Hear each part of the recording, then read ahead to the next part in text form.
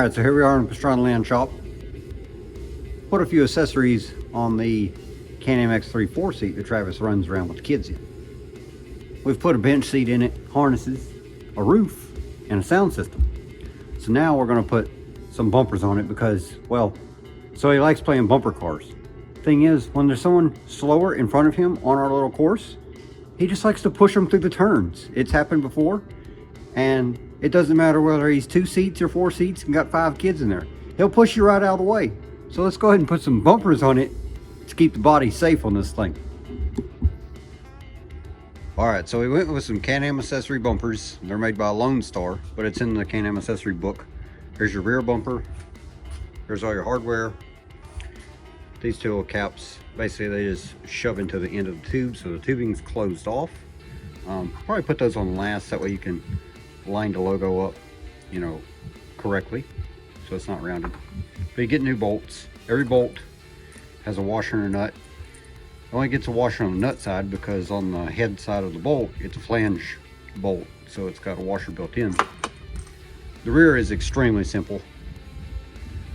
It comes with 2 new radius plate nuts, because when you take a lock nut off, you've run a bolt through that nylon locking area. So it kind of, you can use them again, but you should use Loctite with them. Can-Am provides you with 2 new ones. That way you have a fresh new locking nut. Alright, so this is basically all you need to put on, well, basically both of these bumpers. The front, you'll need a drill and a drill bit, and I'll show you that.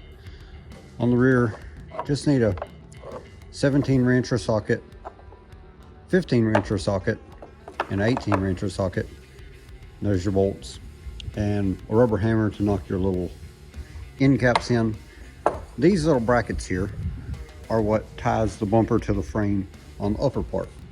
Basically, you use that hole, and the bracket sits flat on it like that and comes out. Then the bumper slides over that and the bolt goes through. So you can either go ahead and put your bolt through and just let this hang,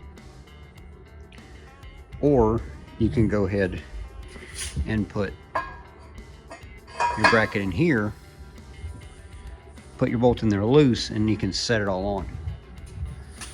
For Can-Ams that have the little tow hook, the tow hook has to come off. This bumper has little hook holes on the other side. So basically you take, I would advise jack it up where it's just barely off the ground, you know, hardly any tension. You can do it when it's flat on the ground, but I would advise to jack it up. These are 18s, so take these 4 out, take this off, apply a little bit of Loctite to these nuts, and put them back on, because the bumper is actually going on the center bolts. So that's where you'll discard these and put on the new nuts for the bumper. Alright, so basically you can put your bumper on, use the new nuts, and just get it where it's just sitting on there loose. I said you could put the little rods in here first. Well, I was wrong. If you put the rods in there first, when it lines up to the frame, you can't get the bolt to go through the tab like this. You would have to run it up backwards and the nuts up here, and it wouldn't look as nice.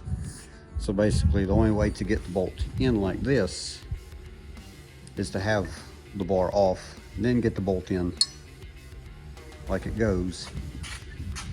Then